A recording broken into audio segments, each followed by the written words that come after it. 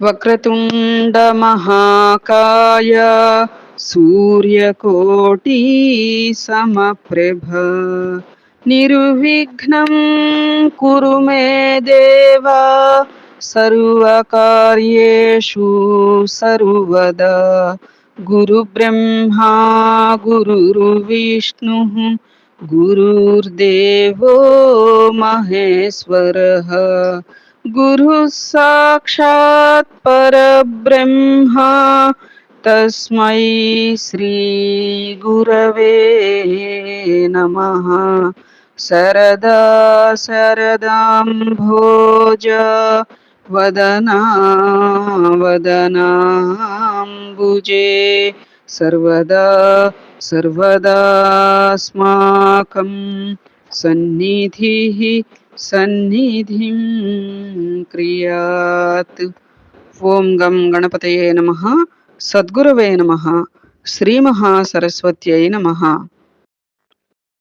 మనము శ్రీరామ విజయం గ్రంథ పారాయణ పరంగా చిట్ట చివరి అధ్యాయమైనటువంటి 40వ అధ్యాయానికి చేరుకున్నామమ్మా. సద్గురుని కృప వలన మాత్రమే ఇంతటి సద్గ్రంథాలని మనం పారాయణ చేసుకోగలిగేటువంటి భాగ్యం పొందుతాము అనంటే 100కి 100 పాళ్ళు కూడా అది నిజమైన మాటమ్మా. భగవద్ అనుగ్రహంతోనే సద్గురు కృప మనకి సంప్రాప్తమవుతుంది. ఆ రెండు సమతౌల్యమైనప్పుడే మనం సద్విచారం, సత్సాంగత్యం, తద్వారా సత్సంగం కలిగి ఉంటాము అనంటే అతిశయోక్తి కాదమ్మా. అందరం కూడా మనమందరం ప్రత్యక్ష పరోక్ష గురుబంధువులమైనటువంటి మనమందరం కూడా ఇంతటి భాగ్యాన్ని పొందాము. ఇహపర సార్థకత చెందడానికి చక్కగా ఈ పయనాన్ని మరింతగా అందరం కూడా పరస్పర సహకారంతో, స్నేహభావంతో, గౌరవ మర్యాదలతో కొనసాగించుకోవడానికి ప్రయత్నం చేద్దాం. మనం పునీతులమవుతూ 10 మందికి కూడా ఈ మంచి విషయాలను గురించి తెలియచేస్తూ తద్వారా వారు కూడా సత్సంగం మనతో కలిసి జరుపుకునే విధంగా మార్గదర్శకులమై పయనించడానికి ప్రయత్నం చేద్దాం. నిన్నటి పారాయణ పరంగా మనం ఈ యొక్క రామ లక్ష్మణ భరత శత్రుఘ్నులని కుశలవులు జయించడం, అంతేకాక మారుతి సుగ్రీవ విభీషణ అంగద జాంబవంతాది మహావీరులందరినీ కూడా వారు ప్రతిఘటించి అమ్మవారు సీతమ్మవారికి వారినందరినీ కూడా ఆశ్రమం దగ్గరికి తీసుకువెళ్ళి విచిత్రం చూపిస్తామమ్మా అని చెప్పి ఆవిడకి చూపించటం, కుమారుల యొక్క వీరత్వానికి ఎంతో ఆమె అబ్బురపడటం, తరువాత వాల్మీకి మహర్షి ఆదేశం మేర అయోధ్యకి సీతాదేవి తరలి వెళ్ళడం, రఘురాముడు ఆమెను ఆదరించి తన వామాంకముపై కూర్చుండబెట్టుకుని రాజ్య పరిపాలన చక్కగా సోదరులతో కలిసి చేశారు అనేటువంటి ఘట్టం కూడా మనం వివరంగా నిన్న చెప్పుకున్నాం. ఏమ్మా, తదుపరి నాడు కొనసాగించుకోవడానికి ప్రయత్నం చేద్దాం. శ్రీరామ జయ రామ, జయ జయ రామ. శ్రీ గణేశాయ నమః. శ్రీ సీతారామచంద్రాభ్యాం నమః. జయము జయము నిగమాగమ రూప, అఖిల అజిత అమల అసుర సంహారక, పరమ మంగళ అచల అవినాశ, మన్మథ వారణ విదారక మృగేంద్ర, బృందారక వద్య, క్రోధ మేఘ విచ్ఛేదక సమీర, మద తమోనాశక భాస్కర, పరాత్పర పరమానంద, మత్సర తృణదాహక, వైశ్వానర మాయాచక్రచాలక, విశ్వంభర దంభనగచ్ఛేదక వజ్రధర, భూమిజావర భయనాశన, అహం ద్వి పంచముఖ దర్పహరణ, మోహఘట శ్రోత్ర సంహరణ, శోక శక్రజిత గర్వ విదారణ, ఊర్మిళా రమణాగ్రజ శ్రీరామ, నీ కృపాబలంతో రామ విజయ గ్రంథం సమాప్తమైంది. రసభరితమైన చివరి అధ్యాయాన్ని నా ద్వారా పలికిస్తున్నావు. సాయిరాం. అంశం లవణాసుర సంహారం. దొరవలే కూర్చున్నాడు భద్ర గిరిధాముడి తడేమో చూడు. దొరవలే కూర్చున్నాడు భద్ర గిరిధాముడి తడేమో చూడు. మెరుపైన వస్తున్నా మెరుపైన చామంతి విరుల దండలు చాలా. మెరుపైన చామంతి విరుల దండలు చాలా. మురయుచు ధరించే ముదిత సీతనుడి. దొరవలే కూర్చున్నాడు భద్ర గిరిధాముడి. కాంచన చేలము కనక కిరీటము. కాంచన చేలము కనక కిరీటము. లాంఛనములు గల లక్ష్మణాగ్రజుడి తడే. దొరవలే కూర్చున్నాడు భద్ర గిరిధాముడి తడేమో చూడు. విరుల చౌపరమున పరమ భక్తులు గొలువా. విరుల చౌపరమున పరమ భక్తులు గొలువా. నరసింహదాసుని నరసింహ దొరవలే కూర్చున్నాడు భద్ర. గత అధ్యాయంలో లవకుశాఖ్యానం ముగిసింది. జానకిని తెచ్చి రాముడు అశ్వమేధ యజ్ఞం పూర్తి చేశాడు. తదుపరి ఒకరోజు కోదండపాణి సింహాసనంపై కూర్చుని ఉండగా బంధువర్గమంతా చేతులు జోడించి ఎవరి స్థానాలలో వారు నిలబడి ఉన్నారు. రామో రాజమణి సదా విజయతే రామం రమేశం భజే రామేణాభిహత నిశాచరచము రామాయ తస్మై నమః. రామాన్నాస్తి పరాయణం పరతరం రామస్య దాసోస్మ్యహం.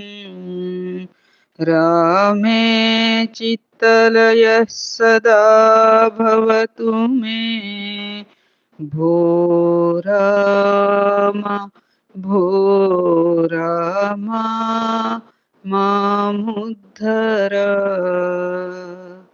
జై శ్రీరామ్.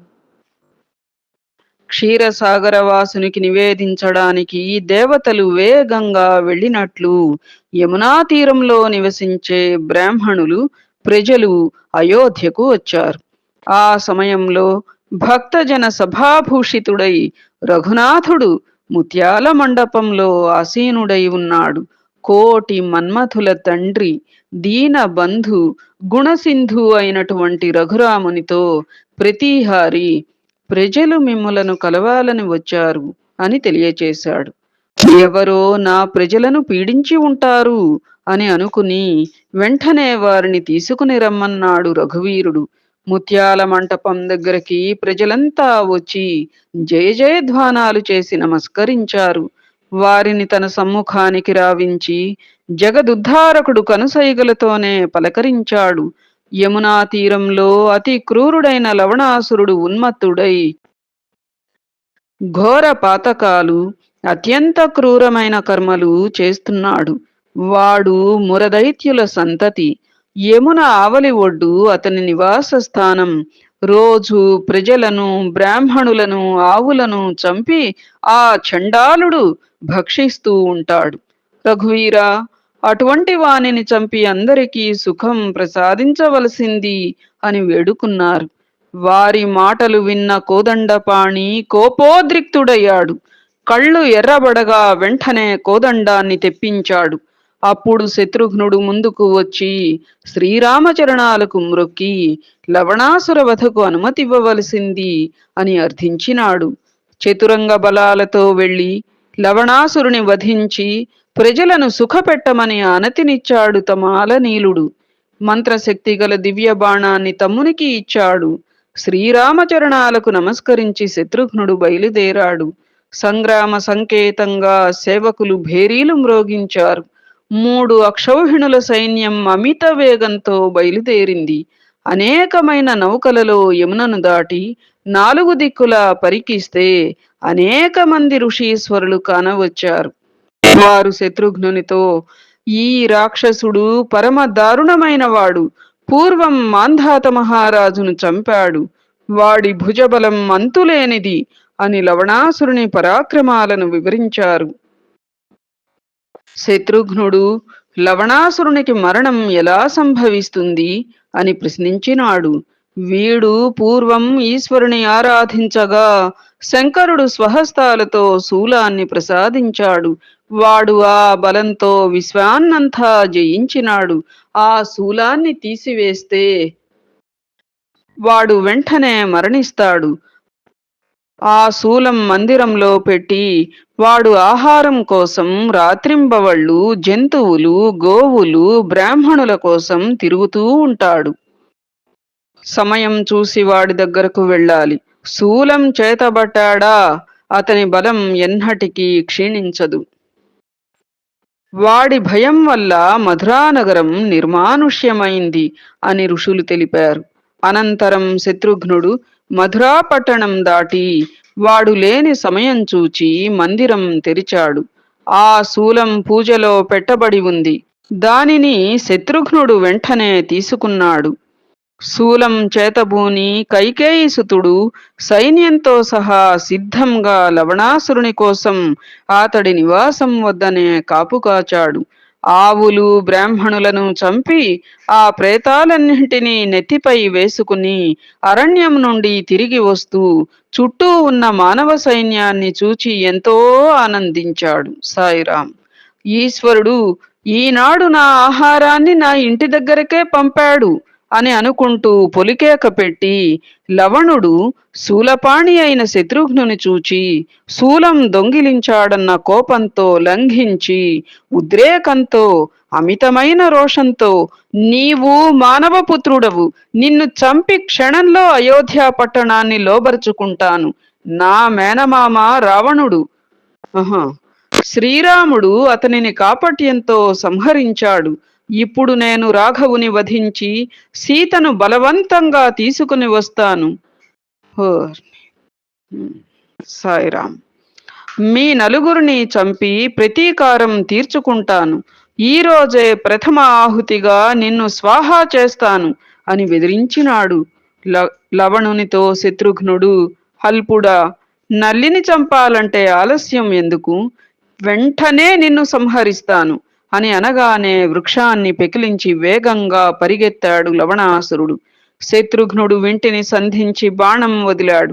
వృక్షాన్ని ఛేదించగానే అసురుడు పర్వతాన్ని విసిరాడు. దానిని కైకేయీసుతుడు ముక్కలు చేశాడు.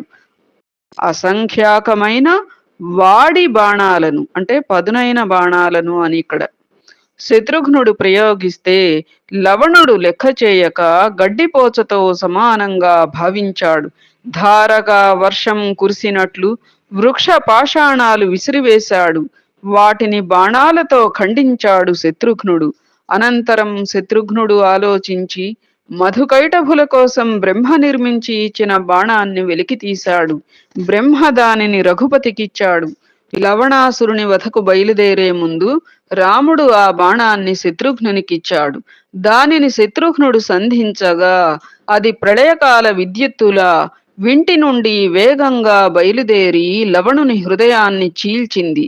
మేరు పర్వతం మీద ఐరావతం పడినట్లు అసురుడు నేలకూలాడు. వెంటనే ప్రాణం పోగా కళేబరం భూమిపై పడింది. శత్రుఘ్నుని విజయానికి దేవతలు పుష్పవృష్టి కురిపించారు. వెంటనే మధురా పట్టణం ప్రజలతో నిండిపోయింది. అయోధ్యాపురం ఎంత సుందరమో మధురానగరం కూడా అంతే. దేశం అంతా ప్రజలతో నిండగానే దుఃఖ దారిద్ర్యాలు పారిపోయాయి.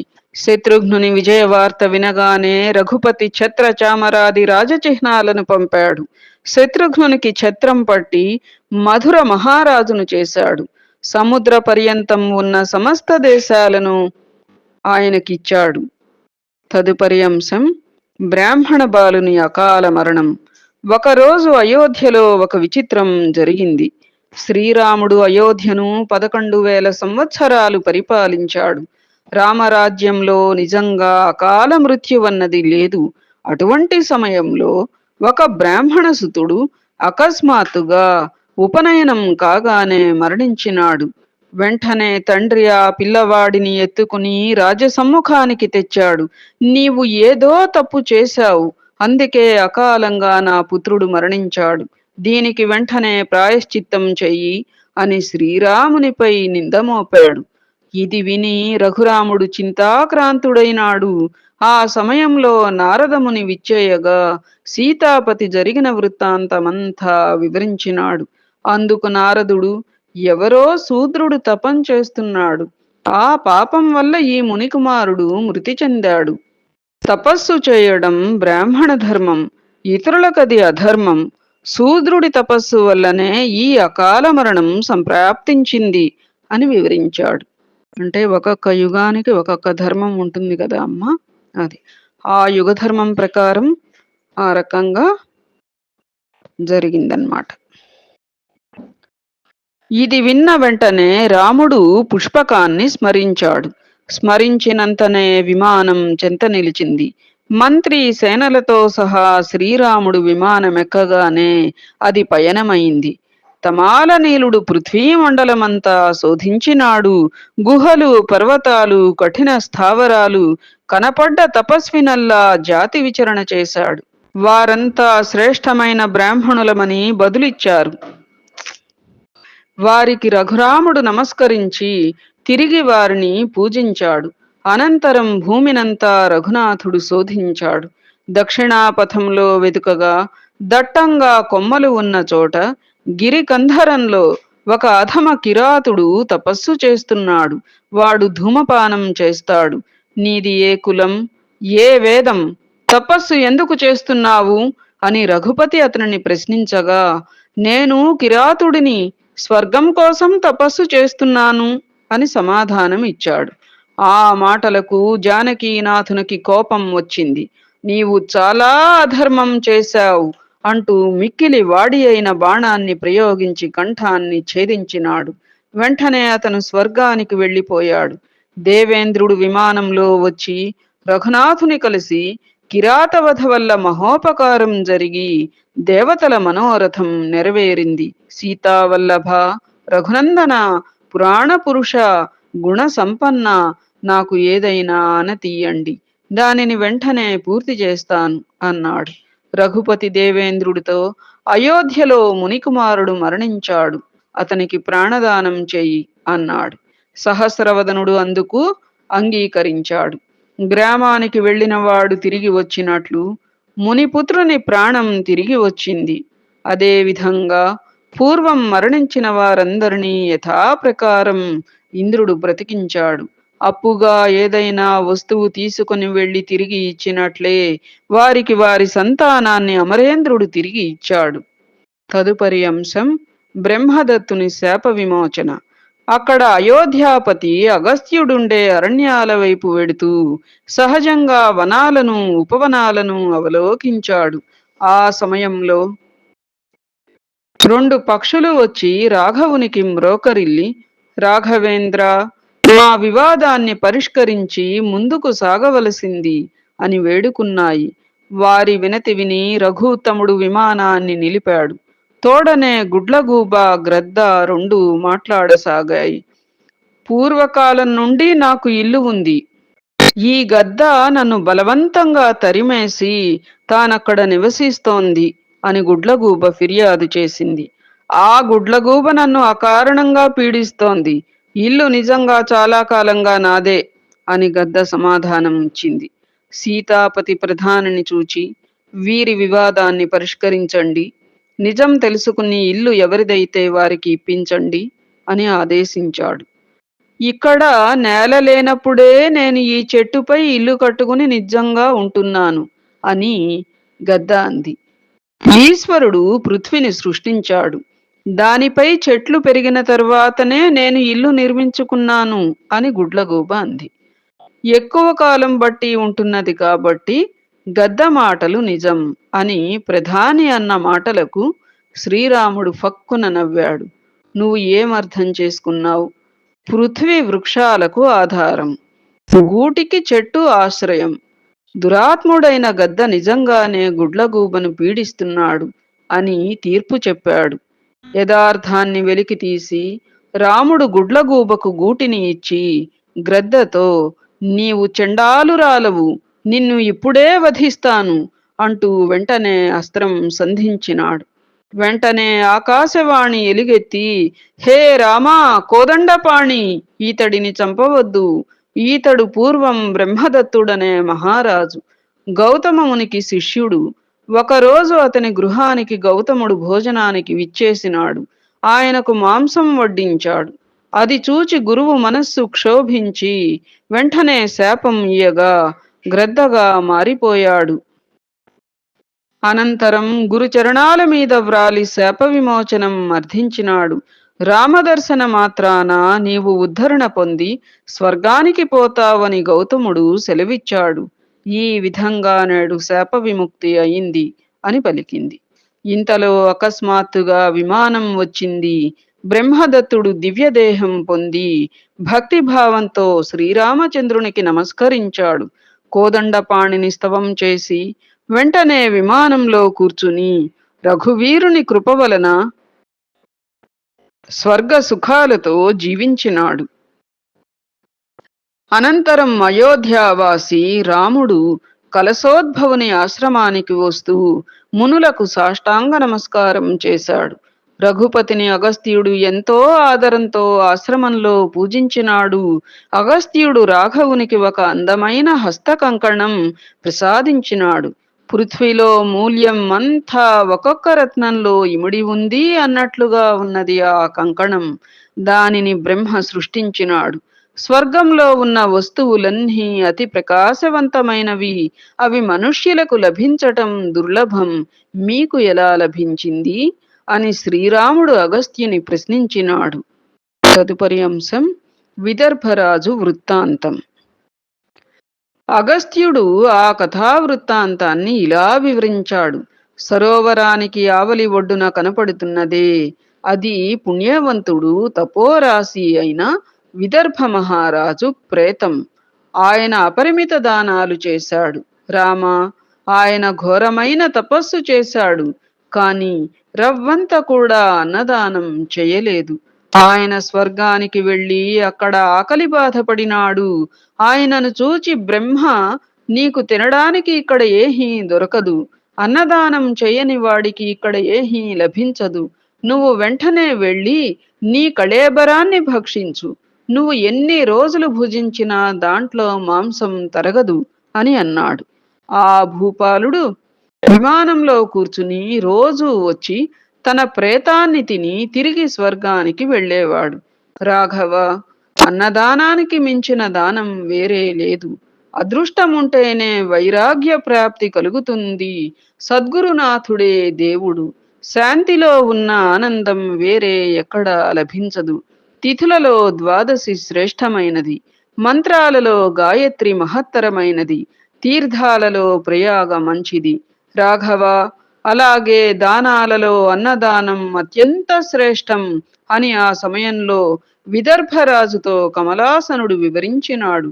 నీకు అగస్త్యముని సందర్శనమైతే నీ కర్మ విమోచనమవుతుంది అని విముక్తి చెప్పాడు బ్రహ్మ. ఒకరోజు ఆ రాజు ప్రేతాన్ని భక్షిస్తూ ఉండగా అకస్మాత్తుగా నన్ను చూచాడు. దయతో నా హృదయం ద్రవించింది. నేను అతడికి వరదానమిచ్చి అతడి కర్మ విమోచనం చేశాను. వెంటనే విదర్భరాజు స్వర్గానికి పోతూ అమృతపానం చేసి గురుపూజ సంపూర్ణంగా చేసి ఈ హస్తకంకణం ఇచ్చాడు. ఈ రత్నంపై దైవాంశ ఉంది, అందువలన మనోరథం ఈడేరుతుంది అని అగస్త్యుడనగానే అయోధ్యాపతి కంకణం చేత ధరించినాడు. తదుపరి అంశం దండకారణ్య వృత్తాంతం. అనంతరం రాఘవుడు అగస్త్యునితో, దీనిని దండకారణ్యమని అంటారు గదా, దీని పూర్వ వృత్తాంతం తెలియచేయవలసింది అని కోరాడు. అగస్త్యుడు, రామా, మనువు పుత్రుడు ఇక్ష్వాకుడు, వాని కొడుకు దండకుడు ఒకరోజు వేటకు వెళ్ళాడు. ఆ అరణ్యంలో ఋష్యాశ్రమాలు ఎక్కువ. దండకుడు గమనిస్తూ పోగా అత్యంత శోభాయమానమైన భృగువు ఆశ్రమం కనిపించింది. అక్కడ మహారాజు ఒక్క క్షణం విశ్రమించాడు. ఆ సమయంలో భృగువు ఆశ్రమంలో లేడు. ఇంట్లో ఆయన కుమార్తె అరజ ఒంటరిగా ఉన్నది. రాజు ఆమెను చూచి మోహాక్రాంతుడైనాడు. కాని ఆమె వయస్సు 10 సంవత్సరాలు. దండకుడు ఆ కన్యను బలవంతంగా అనుభవించాడు. సాయిరాం. ఆమె మూర్ఛిల్లగా దండకుడు అక్కడి నుండి వెళ్ళిపోయాడు. సాయిరాం. భృగువు తిరిగి ఆశ్రమానికి రాగానే కూతురు అచేతనంగా పడి ఉండటం గమనించి కారకుడు దండకుడే అన్న విషయం గ్రహించి ఎంతో క్షోభించి, నీ సేన, ప్రజలు, దేశం సమస్తం, వనాలు, వృక్షాలు, నగరాలు, నీరు, గడ్డి, ధ్యానం, నీ వంశంతో సహా అందరూ 7 రోజులలో భస్మమైపోతారు. ఇక్కడ నీరు గడ్డి అన్నాక ధ్యానమా ధాన్యమా? అదేమన్నా తప్పు పడిందేమో అని అనిపిస్తోంది. మరి సరే, అందరూ 7 రోజులలో భస్మమైపోతారు అని శపించారు. ఆ విప్రోత్తముడలా శపించగానే అంతా భస్మమైంది. అక్కడ చెట్లు, పక్షులు, నీరు ఏమీ మిగలలేదు. చాలా కాలం వరకు ఆ దేశమంతా శూన్యంగా ఉంది. కొంతకాలం తరువాత నారదుడు పర్వతాల మధ్య తగవు పెట్టాడు. మేరు, వింధ్యాచల పర్వతాలు ఒకదానికంటే ఒకటి పెరిగిపోతున్నాయి. సూర్యమండలం తల్లడిల్లింది. సకల సృష్టి కల్లోలమైంది. వింధ్యాద్రి సూర్యుడు కనపడనంత ఎత్తు ఎదిగింది. అంతా చీకటయింది. అప్పుడు ఋషులు, దేవతలు వచ్చి, మీకు తప్ప వింధ్యాచలం ఎవరికీ శక్యం కాదు, పరమ దుర్మార్గమైనది, మీరు వెంటనే దక్షిణానికి తీర్థయాత్రలు చేయవలసింది అని నన్ను ప్రార్థించినారు. అందువలన నేను కాశీ వదిలి త్వరగా మునులతో సహా దక్షిణానికి వచ్చాను. నన్ను చూడగానే వింధ్యాచలం భూమిపై అడ్డంగా వాలింది. దానితో నేను మళ్ళీ తిరిగి వస్తాను, అంతవరకు పైకి లేవవద్దు, లేస్తే శపిస్తా అని బెదిరించాను. శాప భయం వల్ల ఆ పర్వతం అప్పటి నుండి ఈనాటి వరకు పైకి లేవలేదు. అప్పుడు సూర్యుడు ఉదయించగానే సూర్యోదయాన్ని చూచి లోకమంతా ఆనందించింది. అప్పుడు దండకారణ్యమంతా ఎడారిలాగుండేది. మునులతో సహా నేను అక్కడే నివాసమున్నాను. ఇంద్రునితో చెప్పి సమృద్ధిగా వానలు కురిసేలా చేశాను. అంతేగాక ధనధాన్య బీజాలెన్నో దేవేంద్రుడు ఇక్కడ వర్షించాడు. దాంతో చాలా కాలం ఈ దేశానికి పట్టిన చెడ్డకాలం పోయి మంచి రోజులు వచ్చాయి అని అగస్త్యుడు సవివరంగా దండకారణ్య వృత్తాంతం వివరించాడు. అనంతరం అనుమతి తీసుకుని రఘువీరుడు వెళ్ళిపోయాడు. సీతాపతి పుష్పకం ఎక్కి అయోధ్యకు వెడితే వెంటనే మునీశ్వరుడు కుమారునితో సహా శ్రీరామ దర్శనానికి విచ్చేసి, రఘుత్తమ, నీ చేతలకు ధన్యవాదాలు, మృతపుత్రుని తిరిగి సజీవునిగా చేశావు, మేరువు కన్నా నీ కీర్తి పెరిగిపోయింది అని కీర్తించినాడు. ముత్యాల మండపంలో జానకితో సహా చుట్టూ తమ్ముళ్ళు, ముందు హనుమంతుడు నిలబడగా శ్రీరాముడు శోభిల్లినాడు. పాడమ్మా. పాట చిన్నదేనా? ఆటది పాడమ్మా. ఆరగించవయ్య రాఘవాతిగ తోడను, సీతమ్మ తోడను, వైదేహి తోడను. ఆరగించవయ్య మంచి అరటి ఫలములు చెరుకు పానకం, ఆరగించవయ్య మంచి అరటి ఫలములు చెరుకు పానకం. ఆరగించవయ్య రాఘవతివ తోడను, సీతమ్మ తోడను, వైదేహి తోడను. దోర మామిడి ఫలములు పనసొనలు మంచి తేనె చక్కెర, దోర మామిడి ఫలములు పనసొనలు మంచి తేనె చక్కెర. ఆరగించవయ్య రాఘవతిగ తోడను, సీతమ్మ తోడను, వైదేహి తోడను. జై శ్రీరామ్. శ్రీరామ విజయ గ్రంథం పావనం. ఉత్తరకాండ అతి సరసం. ఒకరోజు మధ్యాహ్నం రఘుపతి ప్రత్యక్షమై తాను స్వస్థానానికి వెళ్లిన ఆ కథను వర్ణించవద్దు, ఇక్కడితో గ్రంథం ముగించు. అవతారం చాలించటం గురించిన చరిత్ర రామ విజయంలో చెప్పవద్దు. నేను అక్షయుడను, నాశనం లేనివాడను, నేనే బ్రహ్మానందుడను, పండరినాథుడను, సదా భీమా తీరంలో నిలబడి ఉంటాను. ధనుర్బాణాలు త్యజించి నడుముకు రెండు వైపులా చేతులుంచి సమపాదాలతో నేత్రాలతో సకలోపచారాలతో నేను నిలబడి ఉంటాను అని తెలిపినాడు సాయిరాం. చూసారా, రామ విజయ గ్రంథంలో అవతారం చాలించినటువంటి ఘట్టాలను వ్రాయవద్దు అని చెప్పి ఈ యొక్క శ్రీధర మహాకవికి సాక్షాత్తు రఘుపతి ప్రత్యక్షమై చెప్పారుట. రామ విజయం అంటే రామ విజయంగానే ఈ గ్రంథం ఉంచు, అవతార పరిసమాప్తి గురించి ఈ గ్రంథంలో చెప్పవద్దు. అక్షయుడను, నాశనం లేనివాడను, నేనే బ్రహ్మానందుడను, పండరినాథుడను అని చెప్పి భీమా తీరంలో అట్లా నడుముకు రెండు వైపులా చేతులుంచి సమపాదాలతో, అంటే కాళ్ళు దగ్గరికి పెట్టుకుని ఉంటుంది కదా అక్కడ విగ్రహం, అట్లా నేత్రాలతో సకలోపచారాలతో నిలబడి ఉంటాను అని తెలిపారుట. అమ్మ, ఎంత అద్భుతంగా ఉంది. ఏమిటో ఒళ్ళు అసలు గగుర్పాటు చెందుతూ ఉంటుంది కదా ఈ గ్రంథం. మనకి అష్ట సాత్విక భావాలు ఊపిరిగొనగా అని చదువుకున్నట్లు. ఆ విధంగా అనుమతి తీసుకుని శ్రీధరుడు నమస్కరించి శ్రీరామునికి జయ జయధ్వానాలు చేసి రామ విజయ గ్రంథాన్ని ముగించినాడు. పండరినాథ, విశ్వభరిత, జగదాత్మ, జగద్గురో 40 అధ్యాయాలు ఉండే ఈ గ్రంథం ప్రేమపూర్వకంగా నీకు సమర్పిస్తున్నాను సాయిరాం. తదుపరి ఉపసంహారం, అంటే ఈ గ్రంథం ఓవరాల్ గా చెప్పటం అన్నమాట. వాల్మీకి కృత మూల గ్రంథం హనుమత్ కావ్యం అతి మధురమైనది. తదుపరి ఈ గ్రంథాన్ని వ్యాసుడు రామకథగా చెప్పాడు. దానిని ప్రమాణంగా తీసుకుని పండరినాథుని కృప వల్ల చెవిలో విఠలుడు ఏది చెప్తే అది రాశాను. అమ్మ, అద్భుతం. రామ విజయ గ్రంథం ఏది కోరితే అది ఇస్తుంది. దీని కర్త పండరినాథుడు. శ్రీధర నామం నిమిత్త మాత్రం ఊరకే నన్ను ముందుకు త్రోశాడు. ఈ గ్రంథానికి పండరినాథుడు వరదానం చేశాడు. ఎవరైతే దీనిని చెబుతూ చదువుతూ అద్భుతంగా దీని జ్ఞానం కలిగి ఉంటారో వారికి సంకటాలు మహావిఘ్నాలు తొలగిపోతాయి. ఒక్కసారి పారాయణ చేస్తే వెంటనే సంకటాలు సుడిగాలికి మేఘాల్లా చెల్లాచెదరవుతాయి.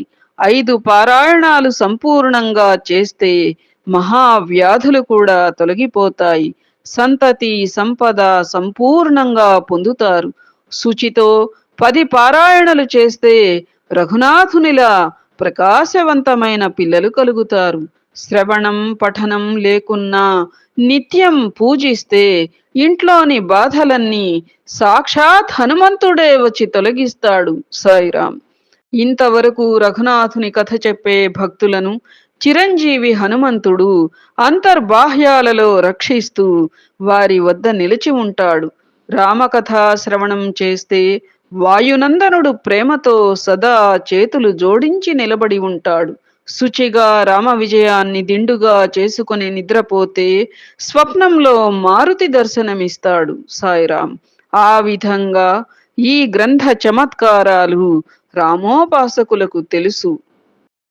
బాలకాండం 8 అధ్యాయాలు, అయోధ్యకాండ 4 అధ్యాయాలు, ప్రచండమైన అరణ్యకాండ 4 అధ్యాయాలు, కిష్కింధకాండ 2 అధ్యాయాలు, మారుతి లీలా చరిత్ర ఉన్న రసభరితమైన సుందరకాండ 5 అధ్యాయాలు, రసవత్తరమైన యుద్ధకాండ 10 అధ్యాయాలు, పరమ పావనమైన ఉత్తరకాండ 7 అధ్యాయాలు, మొత్తం 40 అధ్యాయాలు కలిసి రసవంతమైన రామ విజయం అయింది. సదా శ్రవణం చేస్తే బ్రహ్మానందం పుష్కలంగా లభిస్తుంది. ప్రథమోధ్యాయంలో మంగళాచరణం, గణేశ సరస్వతి గురుస్తవనం, వాల్మీకి పుట్టుక, రావణుడు అతని సోదరుల జన్మ, దశరథ లగ్న వృత్తాంతం ద్వితీయోధ్యాయంలో ఉన్నాయి. శ్రావణ కథ, శృంగి ఆగమనం, దశరథుని యాగం పూర్తి చేయడం, అనంతరం హనుమంతుని జన్మ కథ తృతీయాధ్యాయంలోని విశేషాలు.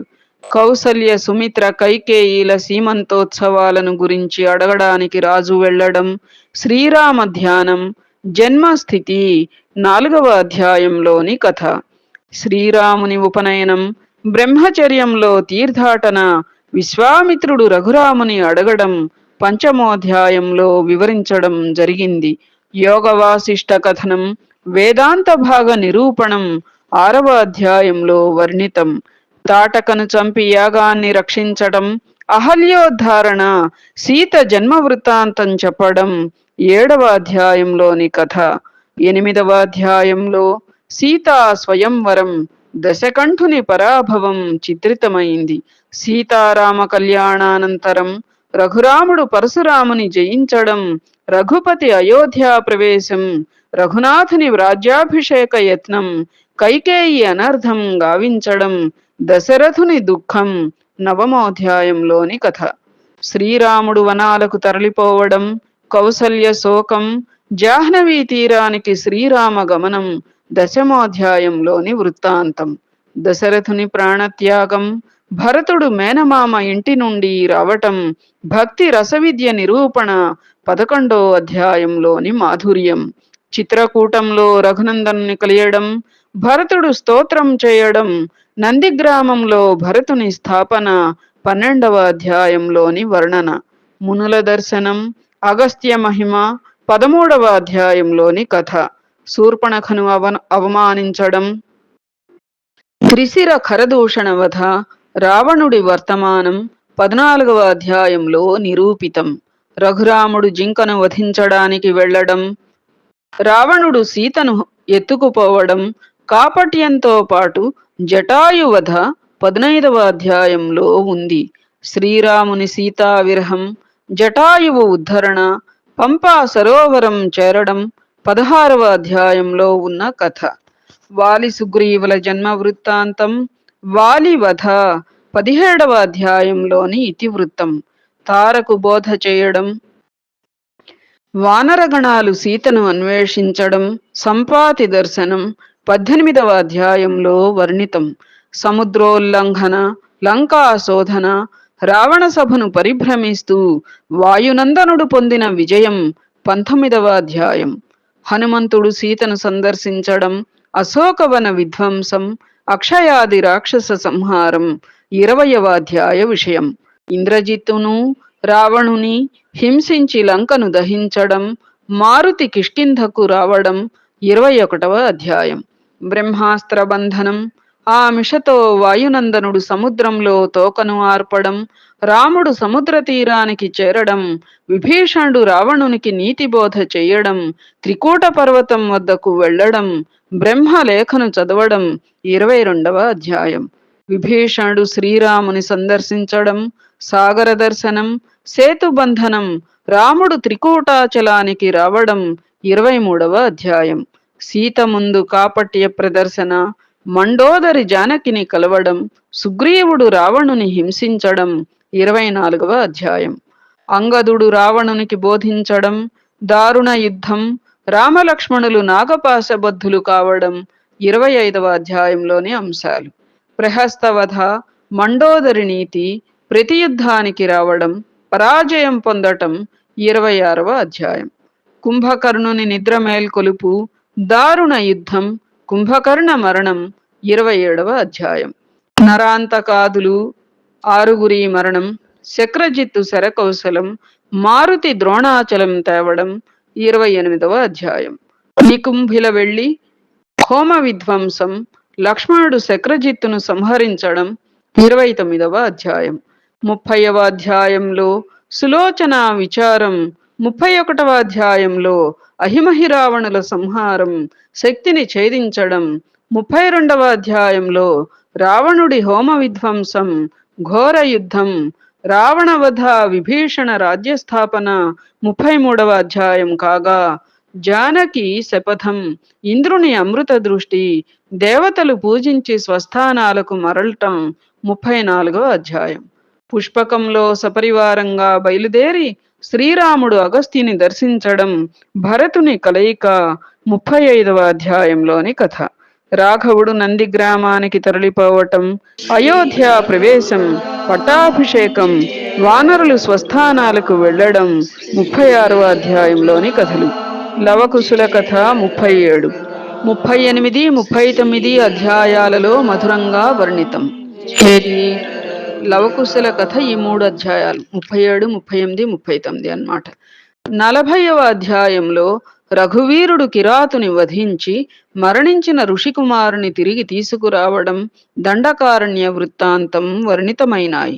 40 అధ్యాయాలతో సంపూర్ణమైన రామ విజయ గ్రంథాన్ని, అందులోని పూర్తి భావాన్ని శ్రవణ మననాలతో వివేకమైన పండితులు గ్రహిస్తారు. శ్రీరామ విజయ గ్రంథం నృపతి వంటిది.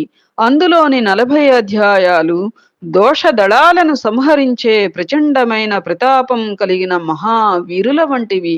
రామ విజయ గ్రంథం 40 అంతస్తులు కలిగిన సుందరమైన దివ్య మందిరం. సీతాసహితంగా రఘువీరుడు అందులో విహరిస్తుంటాడు.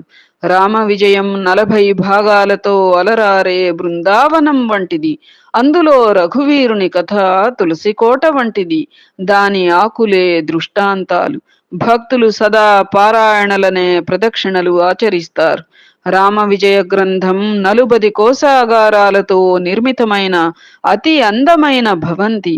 ఆ కోశాగారాలు అపారంగా సాహిత్య ద్రవ్యంతో నింపబడి ఉన్నవి. ఈ గ్రంథం సూర్యుని వంటిది. చుట్టూ దృష్టాంతాలనే కిరణాలున్నాయి. సాహిత్య తారాగణాలు ఈ గ్రంథచంద్రుని పరివేష్టించి ఉన్నాయి. అహం రూపమైన దశకంధరుని వధించి సదా విజయలక్ష్మిని ధరించే రఘువీరుని గ్రంథమే ఇది. దీని దృష్టాంతాలే వానరులు. రామ విజయమనే గ్రంథపేటికలో 40 అధ్యాయాలనే అరలున్నాయి. వాటిలో నవరత్న ద్రవ్యాలతో సంపూర్ణంగా నింపి నాకు బ్రహ్మానందుడు ఇచ్చారు. భవ దుఃఖ దారిద్ర్యాలను రూపుమాపే అపారమైన భాగ్యం లభించింది. ఈ గ్రంథం పండరీపురం. అందులోని ఉపమానాలే యాత్రిక సముదాయాలు. రత్నఖని అయిన రామ విజయాన్ని వర్ణిస్తే వాక్కు ధన్యమవుతుంది. శ్రీ మహాసరస్వత్యై నమః. బ్రహ్మానందుని కృప వలన ఈ గ్రంథం సంపూర్ణమైంది. శ్రీమన్నారాయణుడు ఆనంద సాంప్రదాయాన్ని అనుసరించి మూల జ్ఞానాన్ని సంపూర్ణంగా సృష్టికర్త అయిన బ్రహ్మదేవునికి ఉపదేశించాడు.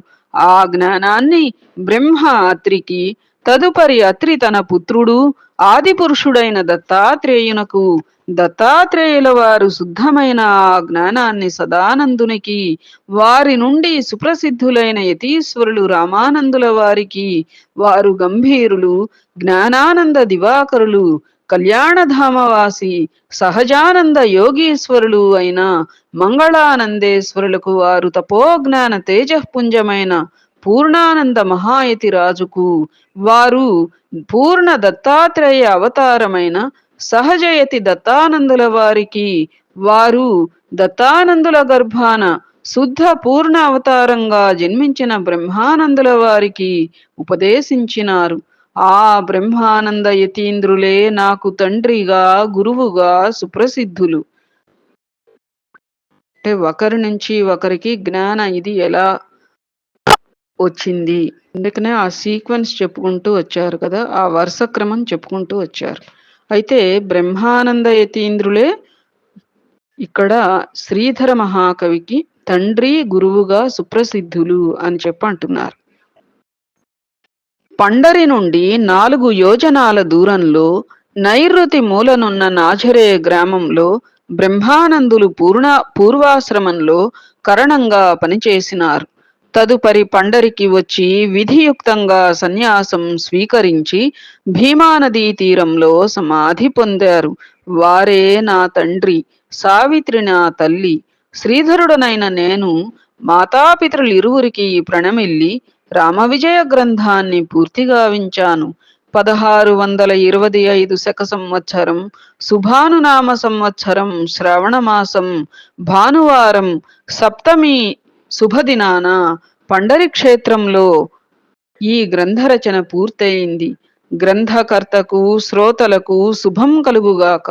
శుభానునామ సంవత్సరంలో భానువారం నాడే భానువంశంలో శ్రీ రఘురాముడు జన్మించినాడు. గ్రంథకర్తకు శ్రోతలకు శుభం కలుగుగాక. సూర్యచంద్రులు ఉన్నంత వరకు ఈ గ్రంథం వర్ధిల్లుగాక. బ్రహ్మానంద, పాండురంగ, శ్రీధర వరద, పూర్ణ అభంగ, పురాణ పురుష, భక్త భవభంగ, శ్రోతవు వక్తవు నీవే. స్వస్తి. శ్రీరామ విజయ గ్రంథం సుందరమైనది. వాల్మీకి విరచిత శ్రీమద్ రామాయణ మహాకావ్యం ఆధారంగా రచించబడినది. చతురులైన భక్తులు ఎల్లప్పుడూ రామకథను శ్రవణం చేస్తారు. శ్రీరామచంద్రార్పణమస్తు. 40వ అధ్యాయం మధురం. ఉత్తరకాండ సమాప్తం. శుభం భవతు. జయ మంగళహారతి పొంగుచు నీకీగా శృంగారవతులెల్ల నిలచిరిగా జనకూని వరపుత్రి జననీ జానకమ్మ జన్మ సాఫల్యము సేయవమ్మ. జయ మంగళహారతి పొంగుచు నీకీగా శృంగారవతులెల్ల నిలచిరిగా 12 ఏడులు పుణ్యవనంబున పతి వెంట నరగిన పణతివమ్మ. గతియే రాముడని సతతము మదినమ్మి నుతించు సీతవు కదటమ్మా. జయ మంగళహారతి పొంగుచు నీకీగా శృంగారవతులెల్ల నిలచిరిగా. రావణుండు గోరి రాజీవ గంధీన రయముతో లంకకు చేర్పగును.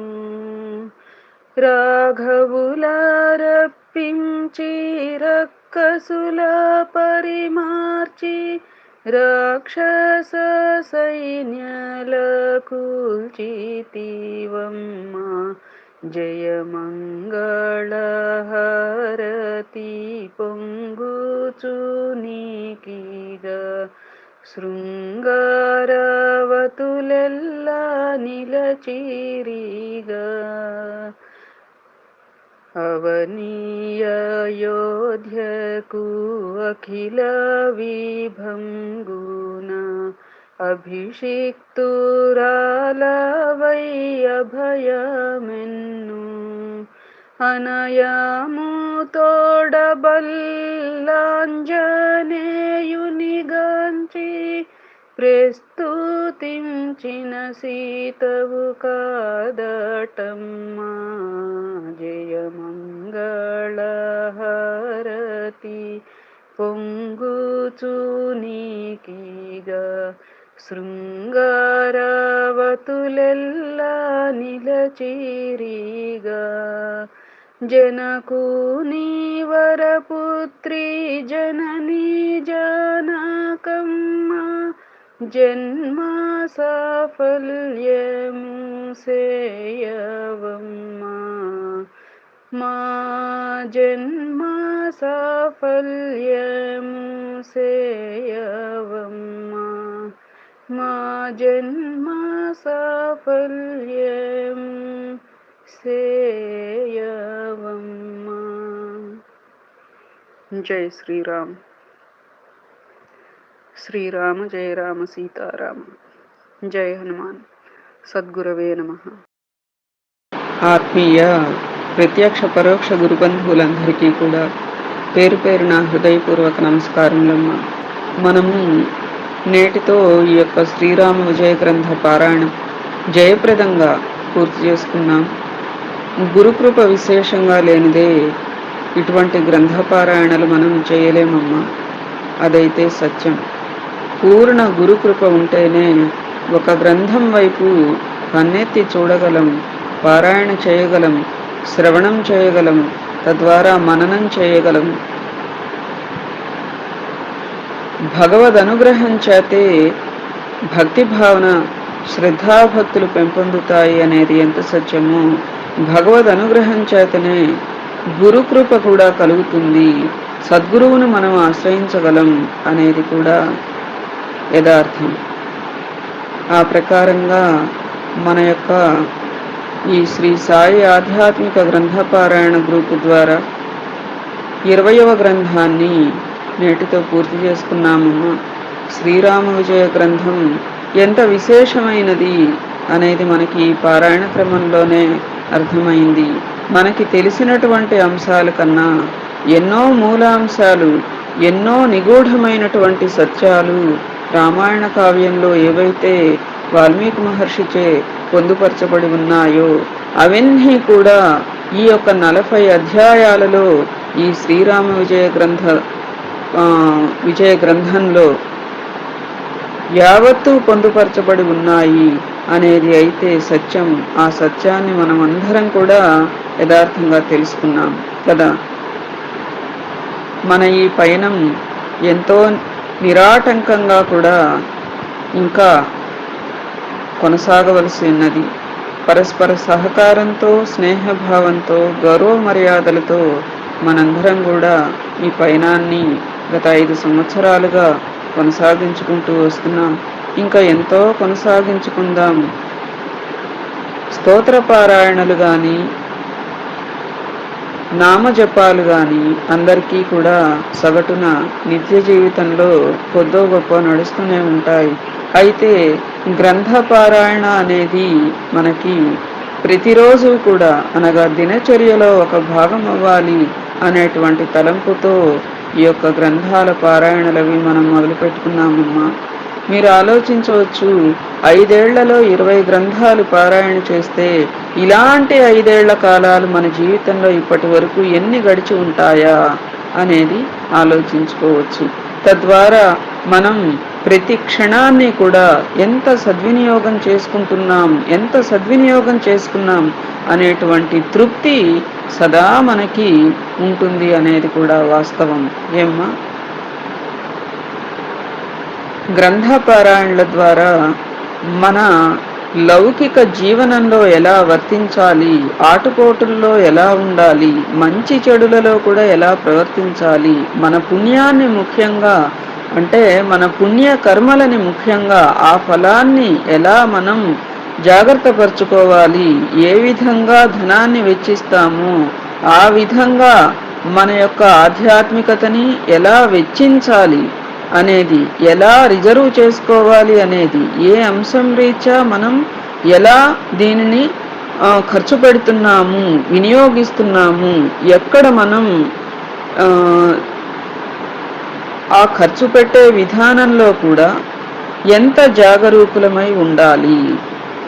ఎందుకంటే లౌకిక సంపత్తు వేరు, ఆధ్యాత్మిక సంపత్తు వేరు. ఒక ఆధ్యాత్మిక సంపద, ఒక రూపాయి ఆధ్యాత్మిక సంపదగా మనకి రావాలి అంటే, రూపాయి అంటే ఆధ్యాత్మిక రూపాయి రావాలి అంటే మనం ఎంత ఏకాగ్రత, ఎంత శ్రద్ధాభక్తి, ఎంత నమ్మిక విశ్వాసాలు పెట్టడమే గాక సత్వగుణ ప్రధానాంశంగా చేసేటువంటి కృషికే ఆ రూపాయి వస్తుంది ఆధ్యాత్మికంగా. అలాంటి రూపాయలని నువ్వు ఎంత జాగ్రత్తగా వినియోగించాలి అనేటువంటి విషయాలు మనకి గ్రంథపారాయణల ద్వారా మాత్రమే బోధపడతాయి. అది సత్యమమ్మ. అట్లాగే ఎంతోమందికి మన ఆడియోలు ఉపయోగిస్తున్నాయి. లౌకిక జీవనంలో శారీరక ఆరోగ్యం బాగుండని వాళ్ళు, పెద్దవాళ్ళు, వృద్ధులు, తర్వాత చిన్నవాళ్ళైతే ఉద్యోగ వ్యవహారాలతో కుదరని వాళ్ళు, కానీ వారందరికీ కూడా పారాయణల ఎడల ఆసక్తి ఉంటుంది. అయ్యో ఎలా మనం పారాయణ చేసుకోవాలి, మరి మనకి అట్లా కూర్చుని చదవటం అంత సమయం ఉండదే అని చెప్పి అనుకునే వాళ్ళకి ముఖ్యంగా మన ఆడియోలు ఉపకరిస్తున్నాయి అని అంటే అతిశయోక్తి కాదమ్మా. చిన్న వయసు నుంచి వయోవృద్ధుల వరకు కూడా ఈ ఆడియోలు ప్రతి వారిని రంజింపచేస్తున్నాయి అనేది సత్యం. ఆ అంశం ఛానల్ పరంగా అయితే కామెంట్స్లో, అట్లానే గ్రూప్ పరంగా అయితే 5 ఏళ్ల పైనమే దానికి నిదర్శనం అనేది కూడా అందరం గ్రహించగలగాలి. ఈ పయనంలో ఎంతోమంది సహకారం, ముఖ్యంగా ఈ ఛానల్ పయనంలో అయితే శ్రీమతి సుష్మ గారి సహకారం ఎంత అపూర్వమైనది అనేది మనకందరికీ కూడా తెలిసినటువంటి అంశం. అదేవిధంగా ఈ యొక్క గ్రంథపారాయణల పయనం రీత్యా శ్రీ సాయి ఆధ్యాత్మిక గ్రంథపారాయణ గ్రూప్ ద్వారా ఏమిటి, ఇంకా ఎన్నెన్నో గ్రూపులు మనకు ఉన్నాయి, వాటిల ద్వారా పయనం ఏమిటి, అన్నిటికీ కూడా ఇవన్నీ స్థాపన చేసి ఇంత మాత్రం ఇలా నడిపించగలుగుతున్నాము అంటే ప్రత్యక్ష పరోక్ష గురుబంధువుల సహకారం, వారి ప్రోత్సాహం ఎంతో ఉన్నది. అలానే మన అనేక గ్రూపులు, కోటి విష్ణు అని, గణపతి సహస్రం అని, తర్వాత సుబ్రహ్మణ్య కరావలంబ స్తోత్రం అని, హనుమాన్ చాలీసా గ్రూప్ అని, లలిత పారాయణ గ్రూప్ అని, మహాపారాయణ గ్రూప్ అంటే అక్కడ మనం నవాన్హిక దీక్షలు తీసుకుని చక్కగా చేసుకునేటువంటి పారాయణలు అవి ఆ గ్రూప్లో చేస్తూ ఉంటాం.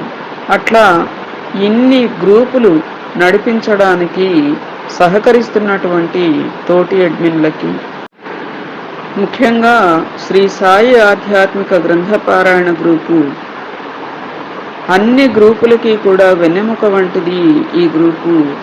ఈ గ్రూప్ నడిపించడంలో నిరంతరం నాకు సహాయ సహకారాలు ప్రత్యక్షంగా పరోక్షంగా ఇస్తున్నటువంటి కుటుంబ సభ్యులు, నా జీవిత భాగస్వామికి ప్రత్యేకమైనటువంటి కృతజ్ఞతాభివందనములు.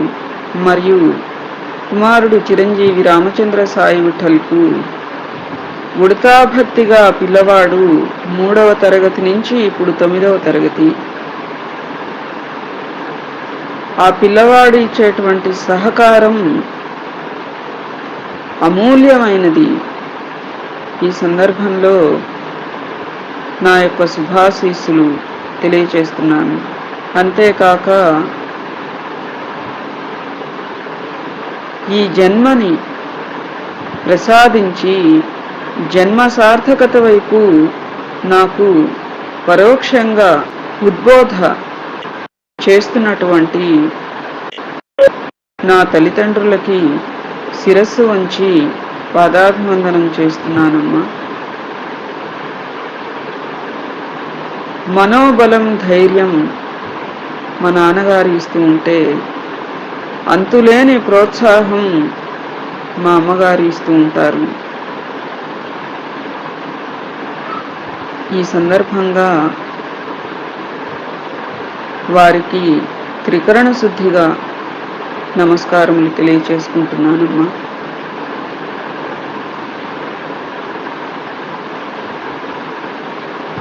ఇంగువారు పుట్టినిల్లు, నిమ్మగడ్డవారు మట్టినిల్లు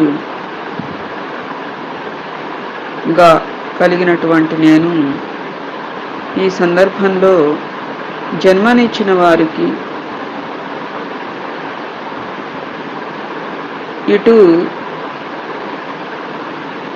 ఈ పయనానికి ఇంత చేయూతనిస్తున్న కుటుంబ సభ్యులకి హృదయపూర్వకంగా కృతజ్ఞతలు తెలియచేసుకుంటున్నానమ్మా.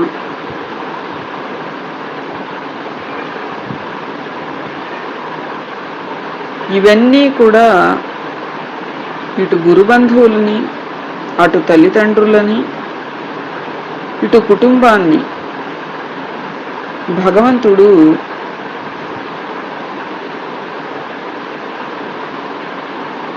తను నిర్ణయించుకున్నటువంటి పయనం రీత్యా గురుకృపని పూర్ణంగా ప్రసాదించి ఆ సద్గురువు అంశాలకి తగినట్లుగా మార్గాలను సుగమం చేస్తూ వ్యక్తుల ద్వారా, పరిస్థితుల ద్వారా మార్గాలను సుగమం చేస్తూ ఈ పయనాన్ని కొనసాగింపచేస్తున్నాడు అనేది యథార్థం, వాస్తవం. ఏమ్మా, అందరం కూడా ఇంకా ఎన్నెన్నో మనం కార్యక్రమాలు, ఎన్నెన్నో పారాయణలు, ఎన్నెన్నో జపయజ్ఞాలు, ఎన్నెన్నో నవాన్హిక దీక్షలు మన దైనందిన జీవితంలో జరుపుకుంటూ ఇహపర సార్థకతని పెంపొందించుకుంటూ కృతకృత్యులవ్వడానికి తప్పకుండా ఈ యొక్క సాంగత్యాన్ని కొనసాగించుకోవాలమ్మా. మనందరి దృష్టి, భావన, మాట అంతా కూడా ఒకే అంశం పైన కేంద్రీకృతమవుతోంది. ఇదే సత్సంగం. అందరం ఎక్కడెక్కడ ఉంటాము, ఏ ఏ దేశాల్లో ఉన్నాము, ఏ ఏ ఊర్లలో ఉన్నాము, ఎక్కడ ఉన్నప్పటికీ కూడా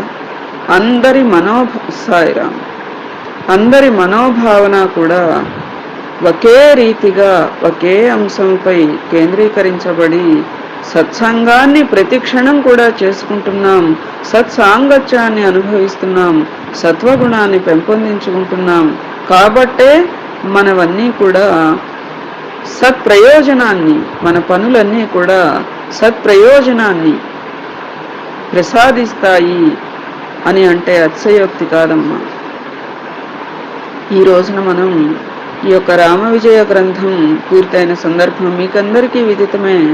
ఏ గ్రంథ పారాయణ పూర్తయినా కూడా మనం సంబంధిత అంశానికి తగినట్లుగా చక్కగా జపాలు, హోమాలు, అన్నదానాలు, గోగ్రాసాలు ఎన్నెన్నో మనం ఆ గురుకృప వలన చేసుకుంటూ ఉన్నాం.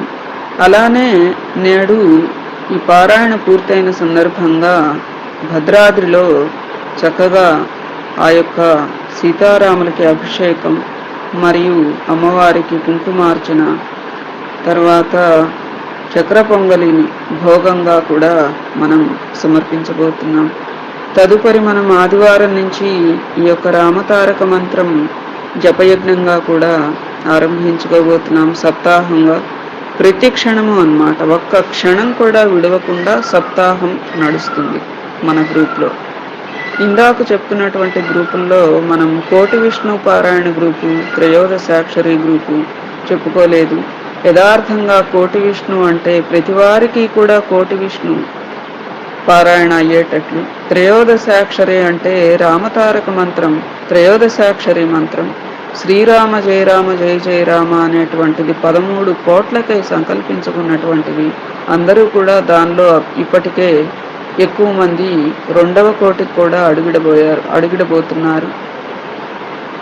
కొంతమంది 2వ కోటి కూడా ఆరంభించుకున్నారు. ఏమ్మా, ఇంతటి పయనాన్ని మనందరం కొనసాగించుకుంటున్నాం. సరే, అయితే ఇంతకీ నా సప్తాహ నామ జప యజ్ఞం పూర్తయినాక చక్కగా ఎప్పటి వలనే ఈ యొక్క ఇప్పుడు మనం చేసింది రామ విజయం కాబట్టి శ్రీరామ సంబంధితమైనటువంటి హోమ కార్యక్రమం ఏదైనా కూడా మనం చేసుకోబోతున్నాం ఒక క్షేత్రాన. తర్వాత విశేషమైనటువంటి అన్నదానం కూడా మనం జరిపించుకుందాం. ఇదే రీతిగా ఈ పయనాన్ని మనం కొనసాగించుకోవటమే కాక ఈ ఛానల్ని కూడా చక్కగా అందరం కూడా అభివృద్ధిలోకి తేవలసినటువంటి అవసరం ఎంతో ఉన్నదమ్మా. దీనిలో యథార్థంగా ఎటువంటి స్వార్థ చింతన సద్గురుని సాక్షిగా లేదమ్మా. ఆ సంగతి మీకందరికీ కూడా విదితమే. ఇక్కడ ఏమిటి అంటే కేవలం అనేక అమూల్య గ్రంథాలు పొందుపరచబడి ఉన్నాయి. ఈ విలువ అందరికీ కూడా తెలియాలి. లోక కళ్యాణం కావాలి, సమాజ శ్రేయస్సు కావాలి. ముందర మనం లౌకికంగా ఎన్నో అంశాలని చక్కబరుచుకుంటే తప్ప ఆధ్యాత్మికత వైపు మనం ఏకాగ్రం పెట్టలేం. అలా అని చక్కబడేదాకా కూర్చుంటే జన్మలు వెళ్ళిపోతాయి. అది కూడా సత్యం. మన పైన మనం కొనసాగించుకుంటూ ఉంటే మనకి ఏది అవసరమో, ఏది శ్రేయస్సో అది ఆ సద్గురువు, ఆ భగవంతుడు చేస్తారు అనేటువంటి నమ్మిక విశ్వాసాలతో మనం పైన కొనసాగించుకోవాలి తప్ప ఈ పయనానికి ఒక వయస్సు, ఒక సమయం, ఒక సాంగత్యం ఇవన్నీ కూడా నిర్దేశించుకుంటే మన జన్మలు మటుకు సార్థకమయ్యే అవకాశాలు చాలా శూన్యం అన్నమాట. ఆ రీతిగా ఆలోచించుకుని ప్రతి క్షణాన్ని సద్వినియోగం చేసుకుని మంచి విషయాలను సదా పెంపొందిస్తూ ఉండాలి. అదే లోక కళ్యాణం. అట్లాంటి మంచి విషయాలు ఈ ఛానల్లో ఎన్నో పొందుపరచబడి ఉన్నాయి. ఒకటి ఆలోచించండి, ఒకే వ్యక్తి ఇన్ని ఆడియోలు ఇస్తున్నటువంటి ఛానల్ బహుశా మనదే కావచ్చమ్మా.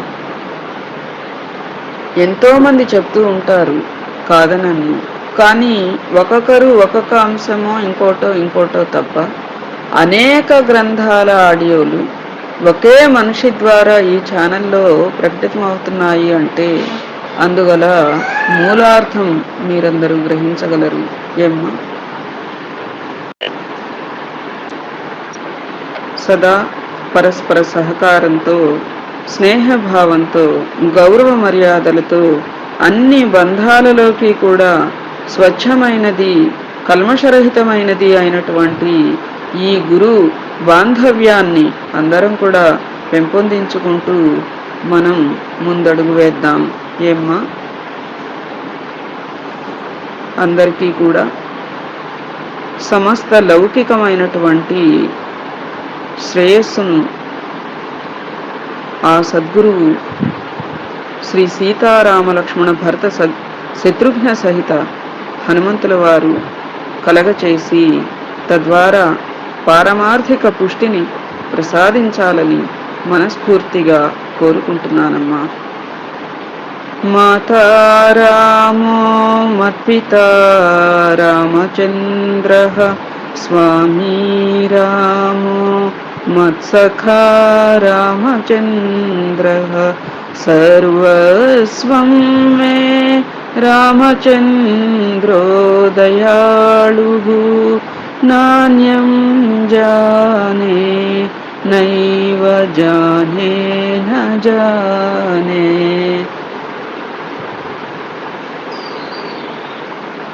ఏతత్ఫలం సర్వం సద్గురుచరణారవిందార్పణమస్తు. సద్గురవే నమః. కరచరణకృతం వా కాయజం కర్మజం వా శ్రవణనయనజం వా మానసం వాపరాధం విహితమపి హితం వా సర్వమేతత్ క్షమస్వ. జై జై కరుణాబ్ధే శ్రీ ప్రభో సాయినాథ. శ్రీ సీతారామ లక్ష్మణ భరత శత్రుఘ్న సహిత హనుమతే నమః. మా మరొక చిన్న మాట, అందరం కూడా చక్కగా ఆశ్వేజ శుద్ధ పాడ్యం నుంచి దేవీ భాగవతం ఆరంభించుకోబోతున్నామమ్మా. ఇది 3వసారి పారాయణ మన గ్రూప్ పరంగా.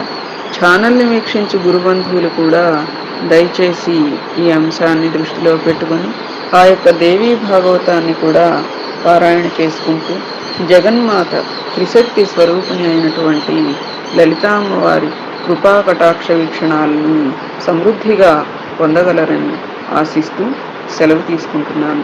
జై శ్రీరామ్. శ్రీమాత్రే నమః. సద్గురవే నమః.